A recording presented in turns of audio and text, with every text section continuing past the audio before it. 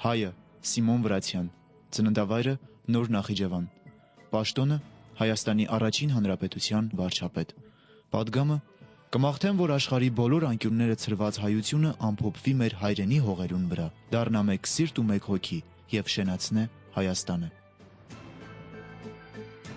Սիմոն Վրացյանը ծնվել է 1882 թվականին Նոր Նախիջևանի Մեծ Սալա գյուղում։ Սկզբնական կրթությունը ստացել է Նոր Նախիջևանի միջնակարգ դպրոցում։ Մանկության օրերի մասին հետագայում Վրացյանը գրել է. «Մեր տունը Մեծ Սալայի հանրածանոթ մեծ տներից էր, որ մի շարք նշանավոր գյուղապետներ, օդամաններ էր տվել գյուղին։ Վերջինը իմ պապը, մեր կյանի քերոփը, ուտող խմող քեֆ սիրող մարդ էր։ Հոր ամբողջ հարստությունը վատնելուց հետո կտակել էր, որ իրեն թաղեն քեֆի ընկերները, դհոլ զուռնայով, եւ գերեզմանի վրա նվագել տան իր սիրած եղանակները։ Այդպես էլ կատարվում է։ Ի զարմանս գյուղացիների եւ իմ մեծ զայրույթ ծխատեր քահանա Տեր Ալեքսանի հանգուցյալի դագաղին հետևում են զուռնաչիներն ու գյուղի նշանավոր լոթիները։ Հռչակավոր զուռնաչի Քարփուշը եւ ընկերները ամբողջ ճանապարհին մինչեւ գերեզմանատուն նվագում են պապի սիրած Ղարիբ Մելքոնի տխուր մեղեդին, դառն արցունք քամելով հուղարկավորների աչքերից։ Մեր տունը մենավոր արագիլի պես բարձր կանգնած էր ընդարձակ ու մերկ բակի ծայրը, վերևի թաղում, ժամի մահալայի դիմաց, կամուրջի մոտ, ձորի գլխին։ Մեր սուֆայից, լայն ու երկար պատշգամբից բացվում էր գեղեցիկ տեսարան, եկեղեցու եւ գյուղի մեծ մասի վրա։ Այս սուֆայում անցավ իմ վաղ մանկությունը, վերը կտուրի տակ բույն դրած ծիծեռնակների ընկերակցությամբ։ Մայրս պատմում էր, որ ամենքի ուշադրությունը գրավող երեխա եմ եղել ես, տեսոք։ Ժամի մահալայից օպու Ռոսկանի կինը, չար աչքերով Ճատու Սուլթանը, այն, որ Տեր Արսենի սիրուհին է եղել, մի օր տեսել է ինձ եւ մորս ասելով ապշահար կեցել է. «Ով ասինչ թոսուն տղա է», բացականչել է նա եւ ուզեցել է գրկել ու համբուրել։ Ես մորս ասելով սաստիկ վախեցել եմ եւ լացով ու գոռոցով մորս գիրք ընկել։ Դրանից հետո ես ծանր հիվանդացել եմ եւ հազիվ ազատվել մահից։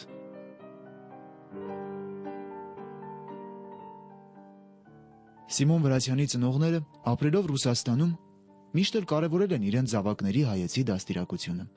Հատկապես մայրը անհանգստանում էր, որ իր զավակները հեռանում են հայ եկեղեցուց ու հայոց լեզվից։ Տարիներ անց Սիմոն Վրացյանը իր հուշերում բավականին պատկերավոր նկարագրում է իր ընտանիքի մթնոլորտը, գրելով. «Երջանիկ չէին սակայն մեր ծնողները, մորս սիրտը մղկտում էր, ճակատը ավելի եւ ավելի ծածկվում էր խիտ կնճիռներով։ Մայրական սիրտը կծկվում էր, երբ տեսնում էր, թե ինչպես արագ օտարանում են իր զավակները։ Միտք արա այ մարդ, ինչ անենք, աղաչում էր նա հորս, եւ միտք էին անում, բայց ելք չէին գտնում։ Հարամը լա մեր կերած հացը, կրկնում էր մայրս արցունքն աչքերին։ Ավելի աղեկ է գեղը չոր հաց ուտեինք, քաղցած ապրեինք, միայն թե տղաքս հայ մնային, հայի ժամե չզրկվեին, հայնակ կալաճի անեին։ Մեզ համար անըմբռնելի էր մորս սուքն ու լացը։ Ինչու է ուզում, որ անպատճառ հայ մնանք։ Հետագայում Սիմոն Վրացյանը դարձավ իր ժամանակի այն բացառիկ մարդկանցից մեկը, ով ծնողներից ստացած դաստիարակությունը փոխանցեց եկող սերունդներին։ 1900-1906 թվականներին Սիմոն Վրացյանը սովորում է Էջմիածնի Գևորգյան ճեմարանում եւ դառնում է Կոմիտաս վարդապետի սիրելի սաներից մեկը։ 1908-1910 թվականներին պատանի Սիմոն Վրացյանն ուսումը շարունակում է Սանկտ Պետերբուրգի համալսարանի իրավաբանական եւ մանկավարժական ֆակուլտետներում։ 1906 թվականից Վրացյանը սկսում է հեղափոխական գործունեությունը։ Զենք է ձեռք բերում եւ ուղարկում Արևմտյան Հայաստան ֆիդայական ջոկատներին։ 1907 թվականին մասնակցում է Դաշնակցական 4-րդ կոնգրեսին։ Հետագայում Սիմոն Վրացյանն ազգին ծառայելու ու նվիրվելու տեսակը կապում էր ջեմարանական տարիներին ստացած կրթության հետ, որտեղ էլ ձևավորվել էր նրա աշխարհայացքը։ Վրացյանը արդեն 1908 թվականի սահմանադրությունից հետո, երիտուրքական սահմանադրությունից հետո նախ հասնում է Ամերիկա, բավական երկար այնտեղ աշխատում է Ամերիկայի կոմիտեում, հայրենիք թերթում, ապա որպես Ամերիկայի Դաշնակցության կոմիտեի պատգամավոր ընտրվում է 1914 թվականի առաջին համաշխարհային պատերազմի նախօրյակին գումարված Դաշնակցության 8-րդ ընդհանուր ժողովի պատգամավոր եւ այդ ժողովի ընթացքում նա ընտրվում է Դաշնակցության բյուրոյի անդամ եւ այստեղից արդեն նրա գործունեությունը թեւակոխում է մի նոր փուլ, ավելի ընդգրկուն է լինում, ավելի ծավալուն եւ ավելի շատ են երևում քաղաքական գործիչի, քաղաքական մտածողի նրա ուղղվածությունները։ Հայաստանի անկախության հռչակումից հետո Սիմոն Վրացյանը նշանակվում է դիվանագիտական առաքելության ղեկավար Հարավային Ռուսաստանի կամավորական բանակում։ 1919 թվականին Վրացյանն ընտրվում է Հայաստանի առաջին հանրապետության խորհրդարանի падգամավոր։ 1920 թվականի մայիսից նրան է վստահվում գյուղատնտեսության եւ աշխատանքի նախարարի, այնուհետև վարչապետի եւ ներքին գործերի նախարարի պատասխանատու պաշտոնները։ Ես հավատացած եմ, որ ձեր եւ երկրի աջակցությամբ կհաջողվի տագնապալի այս վիճակից դուրս գալ պատվով, հավատով ասել է Սիմոն Վրացյանը իր նշանակման օրը, դիմելով խորհրդարանին։ Ինչպես Քաջազնունին, այնպես էլ Վրացյանը փորձեց բազմակուսակցական կառավարություն ստեղծել։ 1920 թվականի մայիսի 28-ն էր։ Այսօրվա պես աչքիս առջևն է տեսարանը, արևոտ եւ պայծառ օրեր։ Մասիսի ձյունոտ գագաթը կարծես ճառագայթներ էր տարածում շուրջը։ Մասիսի հովանու ներքև, Երևանի սրտում, Պարետի հրապարակի վրա հայոց ավականին հաղթական հավաքվել էր տոնելու հայրենիքի ազատության տարեդարձը։ Իրար կողքի կանգնած էին խորհրդարանի նախագահը, հայոց բանակի սպարապետը, ամենայն հայոց կաթողիկոսը։ Իմ ուշադրությունը հատկապես գրավում էր կաթողիկոսի դեմքը, երկար, սպիտակ մորուքով զարդարված։ Ամեն անգամ, երբ դպիրները երգում էին եւ «Հանրապետություն Հայաստան աշխարհի», կաթողիկոսի դեմքը կարծես պայծառանում էր, հայացքը ուղղված Պարետի դրոշազարդ շենքի գլխին ծածանվող եռագույնին։ Նա չէր նկատում աչքերից հոսող արցունքը, որ կաթիլ սահում էր մորուքն ի վար։ Երբ որ Քաջազնունին 1919 թվականի մարտին անցավ արտասահման, նրան փոխարինեց որպես պաշտոնակատար Ալեքսանդր Խատիսյանը, Սիմոն Վրացյանը ինքը մասնակցում էր դարձյալ պետական շինարարական աշխատանքներին, իսկ այնտեղ խնդիրները բազմաթիվ էին եւ տարաբնույթ։ Որբերի գաղթականության խնդիր կար, թաթարական ընդդիմադիր տարրերի դեմ պայքարելու խնդիր կար։ Սիմոն Վրացյանն էր Դաշնակցության ցուցակի ընտրական այդ ցուցակի հեղինակը, այսինքն նա էր կազմել այդ ցուցակը, որը հաստատվեց։ 1920 թվականի գարունը Սիմոն Վրացյանի հավաստման բացառիկ ժամանակ էր Հայաստանի համար։ Անկախության գաղափարն արդեն սերմանվել էր ժողովրդի մեջ, նույնիսկ թերահավատների մտքում։ Հայաստանի Հանրապետությունը արագ կազմակերպվում էր, իբրև պետություն ակնհայտ նվաճումներ գործելով թե ներսում, թե արտաքին աշխարհում։ Վրացյանը գրում է. այնքան հուսախաբություններից եւ տանջանքներից հետո հայ ժողովուրդը հոգեպես կազդուրվում էր եւ լավատեսությամբ նայում իր ապագային։ Հույսի օրեր էին երկրի ներսը, հույզի օրեր էին դուրսը, տարագիր հայության մեջ։ Եզրափակում է իր խոսքը Հայաստանի առաջին հանրապետության վերջին վարչապետը։ Փույթ չէ, ժամանակի փիլիսոփայությունն էլ պետք է հաստատված լինի հավիտենական, հանրապարտադիր սկզբունքների վրա, որոնց հիմքը մարդն է, իբրև գիտակից եւ բարոյական անհատականություն։ Կա կյանքի հավիտենական փիլիսոփայություն, որ ասում է. լավ է խեղդվել զուլալ ջրի մեջ, քան թե ամբողջ կյանքում թավալվել տիղմում։ Փետրվարյան, ուրեմն ապոստամբության ժամանակներուն ոնգբատվի, որ ամբողջ այդ ամիսներուն ընթացքին ինք պանդարգված մնացած է վարչապետարանի իր գրասենյակին մեջ, պանդարգված մնացած այն իմաստով, որ գործերը այնքան հրադապ էին, որ ժամանակ չուներ դուրս ելնելու, դուներ տալու գալու եւ այլն, ուրիշ բաներով զբաղելու, նույնիսկ ուրեմն գրասենյակի գողքի սենյակի մեջ հաստատած էին իր մահճակալը, հոնգը կնանար, հոնգը մնար։ Այդ ուրեմն ժամանակամիջոցին մեկտեղ գսե, որ մեկ օր, մեկ ժամ բացակայած է իր գրասենյակին, կացած է ուրեմն իր դողուն թաղումին։ 6 տարեկան երեխա մեռած է եւ երևի իմաստված են իրեն, մեկ ժամով բացակայած է, կացած թաղումին ներկա եղած վերադարձած է։ Այնտեղ են իմանաց, որ այս մարդը նաև անձնական ընտանեկան կյանք ունի, պետք է ունենար, չէ՞, եւ այսքան միայն։ 1920 թվականի դեկտեմբերի 2-ին Հայաստանը խորհրդայնացավ։ Երկիրը ղեկավարում էր Հեղկոմը, Կարմիր բանակի պաշտպանության ներքո։ Այնուհետև ստեղծվեց Հայրենիքի փրկության կոմիտեն Վրացյանի ղեկավարությամբ։ Փետրվարյան ապստամբության օրերին բոլշևիկները պարտություն կրեցին։ Ապրիլի 2-ին Կարմիր բանակը Երևանում էր։ Առաջին հանրապետության կառավարությունն ստիպված հեռացավ քաղաքից։ Սիմոն Վրացյանը, առաջին հանրապետության վերջին վարչապետը,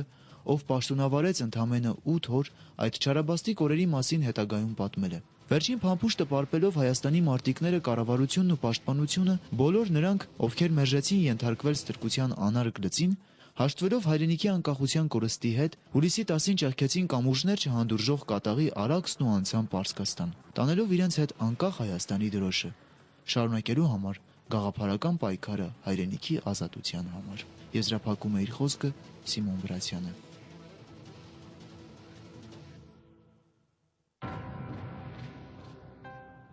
Հայ բոլշևիկները սկսեցին ուրացումով եւ մերժումով ամեն բան, որ ազգային է, զուտ հայկական, գաղափարապես եւ նյութապես բնաջնջելով ազգային ամեն արժեք։ Հիմա ուզում են հավատացնել, թե հայոց ազգը իրենք են, Հայկ Նահապետից սկսած մինչև ընկեր Մացակ ու Միսակ իրենցն է հայոց պատմությունը։ Եվ հասան մինչև այնպիսի ցնդաբանության, որ Սարդարապատն ու Բաշ ապարանը մայիսի 28-ն էլ իրենք են կերտել։ Վաղը երևի հավատացնելու համար, որ Երևանի բանտում կացնահարված դաշնակցականները իրենք են կացնահարել իրենց։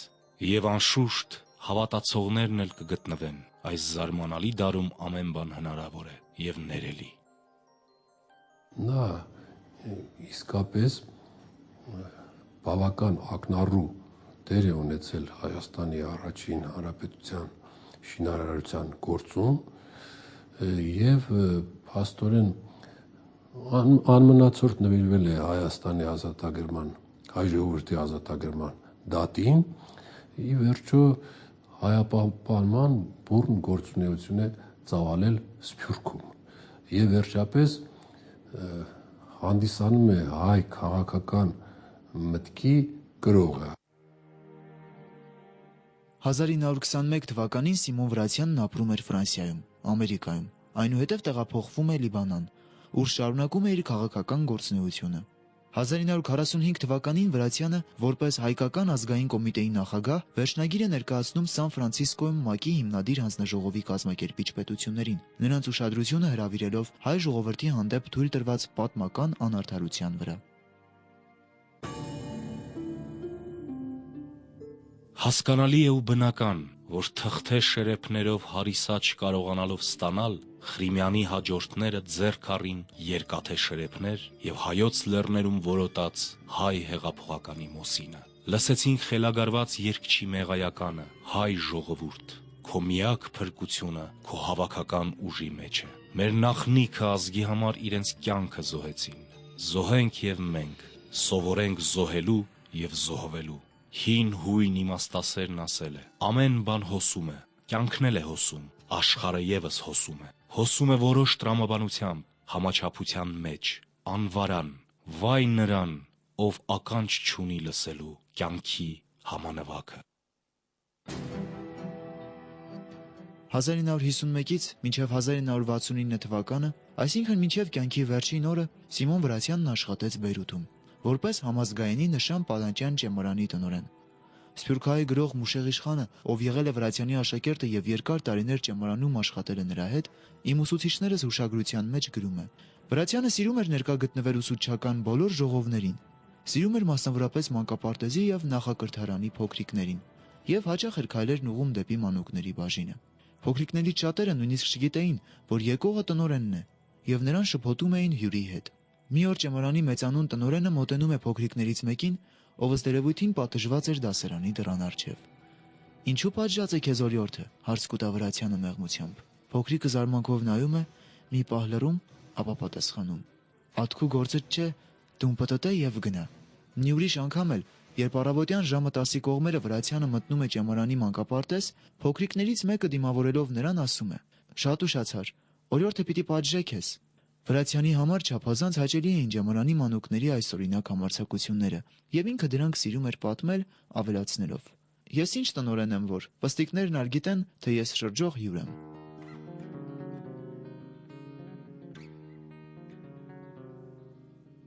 Վրացյանը շատ այսպես հատկանշական մարդ էր, մա միշտ կոչկված, գուքար գնստեր գրասեղանին առջև, ամբիոնին վրա, Ցերքին ոչ թուղթ կար, ոչ նոտ կար, ոչ քիրք կար եւ ոչինչ կար։ Եվ կսկսեր խոսելու։ Կխոսեր,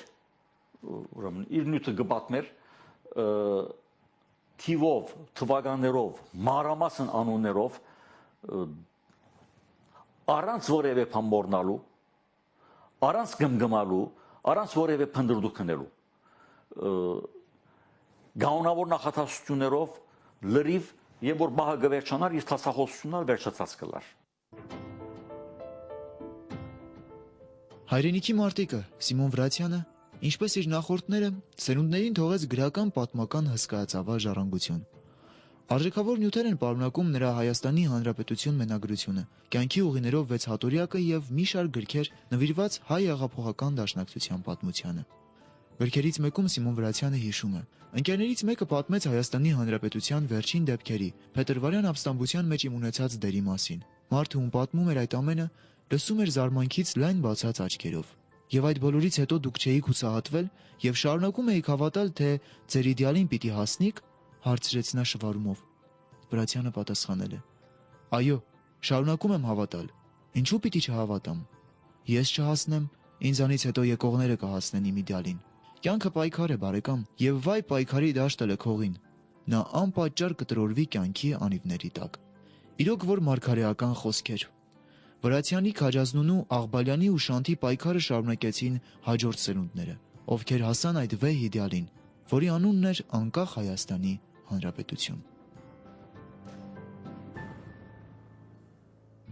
Ապրում ես երկար տարիներ այս մոլորակի վրա եւ չես նկատում, որ կյանքն էլ ունի այսպես ասած իր հանգրվանները, իր ուղիները եւ այդ ուղիների վրա բազմաթիվ ու բազմապիսի կայաններ։ Ու մի օր էլ մտածում ես մաքրել սենյակներդ ու գզրոցներդ, դուրս նետել ինչ որ հնացած է այլևս եւ անկարևոր, ինչ որ ծածկվել է ժամանակի անագորույն փոշիով, իմաստից զուրկ է դարձել, բայց ինչպես նետել կյանքիդ կտորը։ Կանի Սիմոն Վրացյան դեսողության լուրջ դգարություն ուներ այդ խորդարիկին, ուրեմն ես ուրիշներու գարկին անշուշտ, ես ալ իր կովգերտայի որոշ ընթերցումներ գադարելու եւ նաեւ իր գարկմը տելատրանքները գրի առնելու։ Իր վերջին հադորներու 2-3 հադորները այդպես ուրեմն մեջտեղ գածեն իր աշակերտներուն կամ իր կորզագիցներուն միջոցով օգնությամբ, որովհետեւ ինք այլևս չեր գրնար գրի առնել իր մտածումները ֆիզիկական դգարություն չուներ, բայց աչքը չեր արդոներ, որ ինքը այդ կորձը ընե։ Տարիներ անց հայրենիքից հեռու Լիբանանում Հայաստանի առաջին հանրապետության վերջին վարչապետը Սիմոն Վրացյանը գրեց իր կյանքի ուղիներով հուշագրությունը, որի հենց առաջին էջում կարդում ենք. այս հատորը սիրով նվիրում եմ Մասիսը չտեսած, բայց տարագրության մեջ Մասիսի իրազով տոչորող հայ տղաներին եւ հայ աղջիկներին, որոնց մատաղ սիրտը բաբախում է Հայաստանի համար։ Վրացյանի սիրտը հետագայում նույնպես պետք է բաբախեր միայն ու միայն Հայաստանի համար։ Մինչև կյանքի վերջին օրը նրա կողմից արտասանած Հայաստան բառը պետք է աղոթքի պես հնչեր։ Վրացյանի բարձրապես ներկայությունը, բանը մեջ դբրոցեն ներս, բարձրապես Հայաստանի ներկայություններ եւ մենք ինք այդպես կտեսնեինք։ Շարժուն Հայաստաններ, որ բանը մեջ գջեմեր։ Սիմոն Վրացյան մեծանուն հայի մասին Մուշեղ իշխանը գրել է. մտքեն առաջ սիրտն էր խոսողը, աղքատին, թշվառին եւ անպաշտպանին հանդեպ, քանի օրինակներ կարելի է հիշել Վրացյանի բարեսեր արարքներեն, որոնք սակայն մոտիկ գործակիցներուն միայն ծանոթ կմնան, կօգներ լուր ու գաղտնի, իր համեստ ամսականին հետին դահեկանները բաշխելով, եթե միայն իրեն մնար, քանի մտարվան ընթացքին ճեմարանը ընդունակ էր լեցնելու ձրիավարժ սաներով։ Ինչ անենք, հայմանուկը փողոց ձգենք, չեք տեսնում ինչպես մղկտում է մայրը, կարող է նա փող վճարել։ Դե արձանագրեցեք, Աստված մեծ է, մի բան կանենք։ Ընկեր Վրացյանը երբ հոս եկավ, դրոն ընտանիքով գպնագեր, իր ընտանիքը եւ զավակը մեկնեցան Ամերիկա, դրոն եւ Վրացյանը մեկ դան մեջ կպրագեին։ Վրացյանը անհուն աշխատող մարդ էր, ուր օրմը խուպ մանգերներով իրեց մոտ էինք, Վրացյանը մեկ պարսը հետևյալ ցևով։ Էսավ ցանկը այսպես էսավ։ Վարչապետը կլա վարժապետ։ Սիմոն Վրացյանի մեծագույն ցանկությունն է եղել հայ ժողովրդի տարագիր բոլոր բեկորները հավաքված տեսնել հայրենի հողի վրա։ Անձնական կյանք չունեցող Գորչի ապրումներն ու մտահոգությունները ամբողջությամբ կապված են եղել նոր սերնդի հայեցի դաստիարակության կենսական գործին։ Ժամանակակիցները այսպես են բնութագրել մեծանուն հային։ Վրացյան հեղափոխականը, գործիչը, խմբագիրը, վարչապետը եւ վարժապետը նույն անձերն էին, միևնույն առաքելության զինվորյալը, նույն գաղափարի մարմնացումը,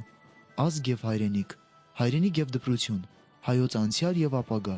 Սիմոն Վրացյանը այն հազվագյուտ դեմքերեն էր, որոնք սովորություն չունեին իրենց անձի կամ մտերիմ ապրումների մասին խոսելու։ Կարծես ներքին աշխարհ չուներ երկաթե այս մարդը։ Վրացյան նաև այն մարդը չէր, որ իր անձնական հարցերը, սկացումները եւ այլն այդպես դրսևորեր, բացահայտեր։ Մեկ օրինակ դալու համար ասեմ, որ Վրացյանը իր ամուսնացած էր եւ ուրեմն մեկ աղջիկ ուներ։ Դարդամորեն գիտեինք, ավելի մոտենքից ծողներ կային, որ այդ աղջիկը գաբրեր Կանադա, որ լրագրողի էր, օդար լեզվով եւ որ ուրեմն գնամակցեր հետը։ Մարդիկ կարծում են, թե իրենք ամենազոր արարածներ են, իրենք են շարժում աշխարհն ու կյանքը, մինչդեռ աշխարհն ու կյանքն են շարժում մարդկանց։ Աստված, ճակատագիր թե բախտ կամ ուրիշ մի բան, ես չգիտեմ։ Գիտեմ սակայն, համոզված եմ, որ դու ինքդ չես քո տերը, դու ենթադրող ես, այո, բայց վերջին հաշվով կարգադրողը ուրիշն է։ Մարդիկ, հանգամանքները, ինչ որ անծանոթ մի ուժ, ով կարող է ասել։ Պատմում են, որ Սիմոն Վրացյանը երբեք չէր սիրում խոսել մահվան մասին։ Կյանքի միջև վերջին վայրկյանը նրա բոլոր մտահոգությունները կապված են եղել ազգին, հայրենիքին առնչվող հարցերին։ Գեղեցիկ, անչափ գեղեցիկ տողերով է նկարագրել Մուշեղ Իշխանն իր սիրելի ուսուցչի Սիմոն Վրացյանի կյանքի վերջին օրերը։ Հաշիվները փակած եւ պայուսակները կապած ճամփորդի տրամադրությունը խորթ էր իրեն։ Գիտեր, թե մահը անխուսափելի վախճանն է կյանքին։ Գիտեր նաեւ, թե պիտի չուշանա անոր այցելությունը, բայց ատիկա ոչ ողբերգություն էր, ոչ ալ առօրյա մղձավանջ։ Սպառվեցավ շիթ հար շիթ եւ ի վերջո մարեցավ յուղասպար կանթեղի մնման։ Այս շրջանին ամեն օր հավատարիմ այցելուներ ուներ, որոնք քով կերթային կամ էջ մը բան կարդալու կամ հետը զրույց ունենալու։ Անոնք բոլորն էլ կրնան վկայել, որ չարչարանքի ահավոր այդ ամիսներուն Սիմոն Վրացյան պահեց մեծ մարդու իր արժանինքները՝ հոգեկան կորով, իմացական պայծառություն, ազգային եւ ընդհանրական շահագրգռություններ։ Ամենեն տկար եւ տանջալից վիճակին մեջ անգամ գիտցավ մեկ կողմ նետել իր եսը եւ ապրել հայ ժողովրդի ճակատագրին հետ առնչված հարցերով։ Սիմոն Վրացյանը սուր միտք էր եւ նաեւ այդպես ներող եւ ամեն ինչ նրա ամոթությամբ նայող չէր, երբ այդ իր ոտքը գոդրեց վերջին անգամ բամուր զինքը սկետնեց անշուշտ սովորական բժշկական քննությունները գադարել է յետք բժիշկը իրեն հարցուցեր էին կարապերեն չեր գիտեր եւ գուզեր միշտ հայերեն բադասխանել իր հետը մեր ուսուցիչներն եւ իր խնամադարը պաստորեն ջեմարանի ուսուցիչներն Անտուան Կեյանը սրը ուրեմն թարգմանի տեր գդարեր ուրեմն բժիշկը հարցուց դեսողությունը ինչպես է սրնալ ծառնալով ուրեմն հայերենով հարցնես Սիմոն Վրացյանին դեսողությունը ինչպես է Սիմոն Վրացյանը պատասխանը իրեն ասե որ իր սիրած մարդիկը հերվեն գտեսնե իսկ իր չսիրած մարդիկը կողնալ նստին չի դեսներ Ես սիրում եմ ամառվա անձրևը կարծես թարմ արյուն է ներարկում երակներիդ մեջ ոսկի մանկությունդ է հիշեցնում մանկությունն անցավ անդարձ վերջին կայանը հեռու չէ ոչ բալախ ոչ եղեգենը ժույգ նստած եմ ահա եւ երազում եմ անձրևի մասին ինչքան հիշատակներ անձրևի հետ կապված անձրևը կենսատու ուժ էր մեր գյուղերում թաթավ չկա հաց չկա ասում էր իմ իմաստուն քեռի մի քիչ քան երբ անձրևը ուշանում էր գյուղի պարավները աղոթում էին ծնկաչոք եւ երկնքից թաթավ խնդրում. «Բասկատարած Հիսուս Քրիստոս, Մարիամ Աստվածածին, թաթավ բեր մեր չոլերուն, մեր գյուղացին հացե զուրկ չի մնա, ես սիրում եմ ամառվա անձրևը, ինչքան հիշատակներ անձրևի հետ կապված»։ Սիմոն Վրացյանի մոտ հյուրընկալվում են Հայաստանից ժամանած մի խումբ պատմաբաններ։ Բավականին հուզիչ հանդիպում է տեղի ունենում։ Երիտասարդ պատմաբանները քաջ գիտակցում էին, որ իրենց առջև Հայաստանի առաջին հանրապետության վերջին ապրող վկան է, մեծ հայը, ազգային գաղափարների նվիրյալ մարտիկը։ Հանդիպման վերջում երիտասարդ պատմաբաններից մեկը հարցրել է. «Ինչ պատգամ կուզեք տալ հայ ժողովրդին, իբրև վաստակաշատ մտավորական գործիչ»։ Վրացյանը մի պահ լռել է, ապա իր խրպոտ ձայնով աղոթքի պես հատիկ-հատիկ արտասանել. «Կմաղթեմ, որ աշխարհի բոլոր անկյունները ցրված հայությունը ամփոփվի մեր հայրենի հողերուն վրա, դառնա մեկ սիրտ ու մեկ հոգի եւ շենացնե Հայաստանը»։ Մարդիկ թերևս դժվար կպատկերացնեն, թե ինչպես այսքան երկար տասնամյակներու ընթացքին Սփյուռքի հայությունը այդպես չուծացած, չայլասերած, վառ բահաձե իր հոգին մեջ հայրենիքի սերը, ազատության սերը եւ այլն, բայց կմոռնան, որ այս մարդիկը գային։ Հայաստանը ներկայություն էր մեր մեջը, մեր շուրջը շնորհիվ այս մարդոց, որոնք վստահորեն ոգի եւ շունչ փոխանցեցին, որոնց շնորհիվ նաեւ սերունդները բահեցին իրենց հայկական ինքնությունը։